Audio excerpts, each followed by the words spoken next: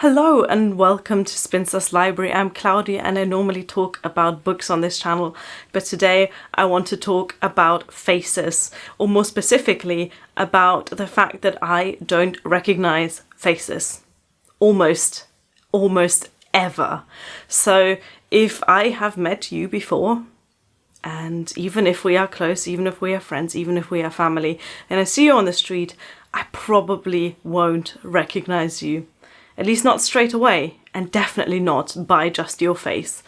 And I've pretty much always had this going on, but I never realized that it was different from how most people interact with faces and, well, recognize faces. So this is a genetic condition called prosopagnosia, also known as face blindness. In my case, it is called developmental prosopagnosia because I developed this throughout my life, and I didn't just get it all of a sudden after brain injury. Because in a lot of cases of prosopagnosia, the face blindness is caused by brain injury, so that is also quite common. But in my case, there was no brain injury involved, and it is definitely been passed down from my mother, who has exactly the same issues. Weirdly enough, though, I never realized that other people were perfectly capable of recognizing faces and I wasn't. Even though the signs were all there. I mean, I remember at my high school graduation, at my prom actually, that was the first time that I noticed that a guy I thought was one guy was actually four different people. I was convinced there was just this one guy who looked this specific way. He was kind of tall. He was sort of into going to the gym, so he's quite, buff, and he had blonde hair. And it turned out there were four of them, four different people, not related, all in my year in school, that I had taken to be the same person. Clearly, they must have never been in the same room before, or I just didn't pay that much attention. But at graduation, I noticed for the first time that there was more than one. When it became really apparent, though, was... I will never forget this. It was so embarrassing. At university, this must have been maybe 4 or 5 years ago, 2015, 2016, there was some sort of group exercise, and I was in a group with a friend of mine who I knew, and then this girl who I thought I knew who she was. I said to this girl, "So, how is the kitten?" Because I thought that this was the same girl that had recently adopted a kitten.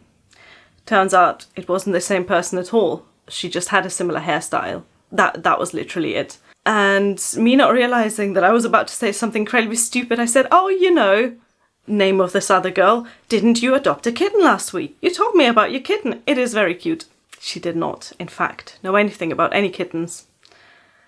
She was a completely different person. So I will never forget the shame, and I'm pretty sure for the rest of my entire university career, I sort of ducked behind a chair whenever I saw either of them, because it was just so embarrassing. Now, my friend who was also in that group and witnessed the entire conversation thought it was the funniest thing ever. And after class, he told me, how could you mix up this person and that person? They look completely different. And I said, they are literally identical. They could be twins.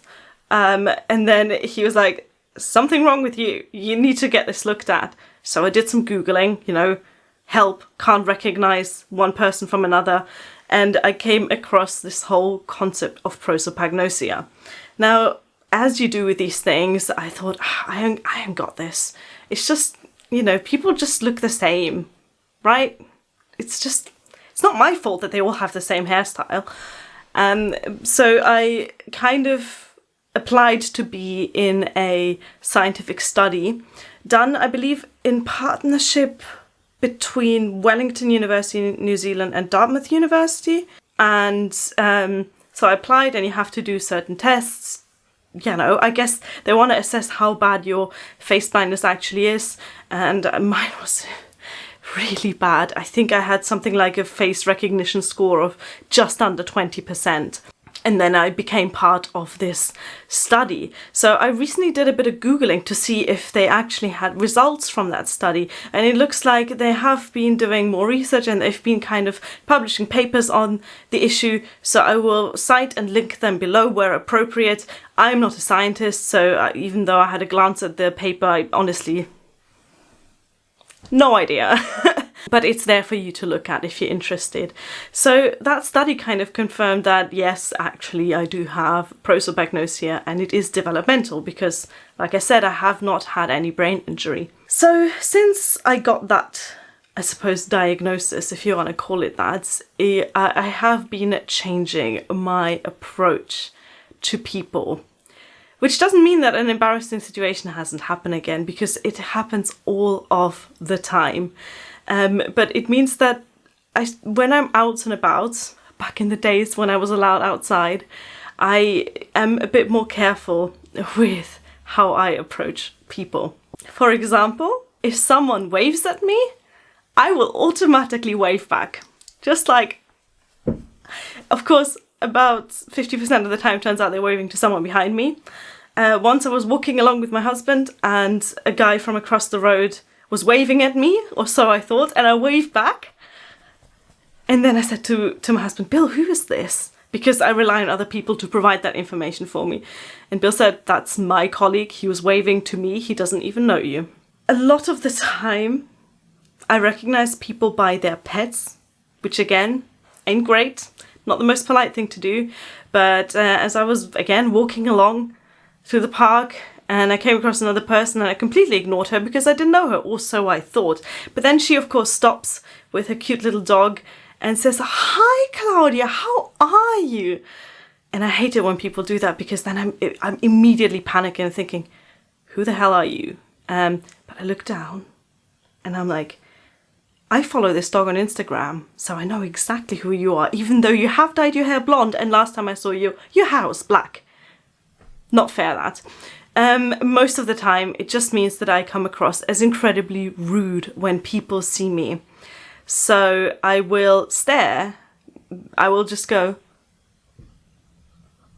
or I will adopt a, who the hell are you and why are you talking to me kind of bitch face. I need to work on that. Then there is, of course, the technique of trying to actively remember people by something other than their faces, because the faces, I have no chance. You know, I can remember the things that you can literally list. For example, I can remember this person has a nose piercing or this person has green eyes. But that in itself isn't really enough to make me recognize them. So I rely on things like glasses, hairstyles, sense of dress, actually. That's a really big one. I once was completely thrown by someone I knew who normally wears all black, kind of gothy look, and she was wearing a bright pink t-shirt, and I just did not recognize her at all. I'm kind of there when I meet a new person, just desperately trying to remember those kind of small things. Do they have earrings? What kind of jewelry do they wear? Hair is a really big one, obviously, and beards as well, although it really annoys me when people grow beards without giving me prior warning, or shave their beard without giving me prior warning, because then it's just like a completely new person. When people put on weight or lose weight and it changes the way they look, I am completely lost as well. This face blindness, by the way, stretches to pictures as well. So even pictures of myself sometimes I won't recognize. I mean, usually I remember that I was there and then I'm like, oh yeah, that's clearly me. I'm the shortest one in the room. And then the other really big thing, I suppose, is situations. So I remember people within their situation. For example, my university lecturer is in the university, right? So I know, for example, I'm just picturing middle-aged man, kind of this shade of hair, kind of this style of clothing, you know, whatever, shirt, tie. I remember all those external things that are by themselves quite generic, but when I see a person that fits those criteria and he is in the university, then I go, oh, hello, lecturer so-and-so, because it just makes sense for this person to be in this place. However, when I see the same person out on the high street or at the train station or in a pub, then I'm completely thrown again. and I have no clue. Another coping mechanism is just to talk about this a lot with the people that surround me. One friend in particular, guest spinster Robin, if you're watching, has like the opposite of my face blindness. She has like face hyper awareness. She always knows exactly who everyone is, and she knows that I have problems with that. So when we are out and about, you know, back in the days when you could, I relied on her to give me that information, and she became so good at recognizing people who she didn't even know. So people that are my acquaintances but not hers, and she would just kind of, you know, give me a little poke and say, that's this person, that's so and so. By the way, I heard the Queen has someone like that, so I think Queen Elizabeth II has a person whose entire job it is to tell her who everyone is. So I kind of feel like royalty now, right? Context as well. So again, I am still incredibly awkward with people, but I've learned a few tricks for when I see someone and they recognize me and I don't know who they are. And that is just generic friendliness. Oh, hi, how are you? Yeah, no, I haven't seen you in a while, right? And then wait for them to ask a question. For example, are you still working in that shoe shop? And then I'm like, oh, this must be someone who maybe also worked in that shoe shop. Or how are your studies going? So this is maybe someone who knows me from university. Are you still doing this or that? Are you still playing Magic the Gathering? Are you still playing guitar? So from the questions they ask me, I can then slowly, maybe, at least figure out what group of people this person might belong to. And then just be really generic back. Oh, how are you doing? Yeah. Ooh, did you cut your hair? Because they probably have, which is why I don't recognize them. And just kind of go with the generic conversation until it clicks and I know who they are. Voices obviously help a lot with that, because people are able to change their hair and people are able to put different makeup on and grow and shave their beards, but it's a lot harder for someone to change their voice. So that usually helps me with that as well. And I think I have become pretty good at discerning specific dialects and accents and I guess vocal quirks as well. Another thing that just really has helped me since I've become aware of prosopagnosia as an issue with me is to be completely open and honest with people. So now I will, whenever I meet a new person in some sort of social situation, so for example in the pub or at a party or, you know, any other kind of event where I'm among people, I will, you know, introduce myself, whatever, and then say, I'm really sorry, I have problems with faces. I find it difficult to recognize people. So if I see you tomorrow and I don't say hello, I'm really sorry. Just come up to me and say hello and I'll recognize you then. I don't say I am face blind or I have prosopagnosia because it makes it sound like a much bigger deal than it actually is. I just say I have problems with faces. And then they will normally say something like, oh yeah, I always forget names. And you know, you can connect on that sort of level and you can make it a bit more casual while still giving them prior warning that I probably won't recognize them the next day. I'm just basically giving people enough warning so that hopefully they won't think I'm being rude when I inevitably don't recognize them. Now, when I talk about face blindness and prosopagnosia and those kinds of issues, people always ask, so what do you actually see? Do you just see a blank canvas when you see a face? I'm like, no. I don't have a visual impairment other than short-sightedness. It is not a visual thing. I can see everything that another person also sees, but my brain doesn't put it together as a face and stores it in whatever memory capacity that brains normally store faces in. So I just forget the face. And if you ask me to describe someone, I probably give the same description as someone else would give. So for example, I would say, yeah, she has long blonde hair, blue eyes, kind of thin eyebrows, but I won't be able to recognize that exact same face without any other external clues. I hope that made sense. It's really hard to describe this because I don't really know anything else. One upside of this actually is that I think, at least I tell myself that, I think that I'm able to recognize twins more easily, right? To tell them apart. Identical twins.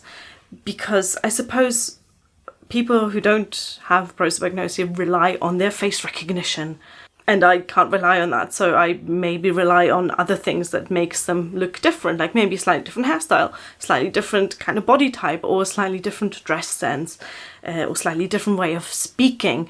So I think that might be the only upside of the weird way my brain works.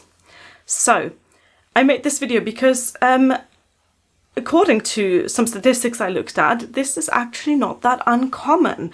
About 2% of the population might have developmental prosopagnosia. So if this is you, then tell me about your experiences or your embarrassing stories about how you didn't recognize your own girlfriend in the bar, you know. Just tell me all of them. I've given you my embarrassing stories. I want to hear yours now. And let me know if this is the first time you've heard about prosopagnosia and if you've just realized that you might have it too. I will also add in the description box some links to some tests and studies and just further information from actual scientists, because that is not me. I'm purely speaking out of my own experience. If I don't recognize you in the street, I am truly sorry. Also, maybe if you have a friend who always looks at you with that kind of "who the hell are you" kind of look, then you might want to point them towards those resources as well. Thank you for watching. Bye!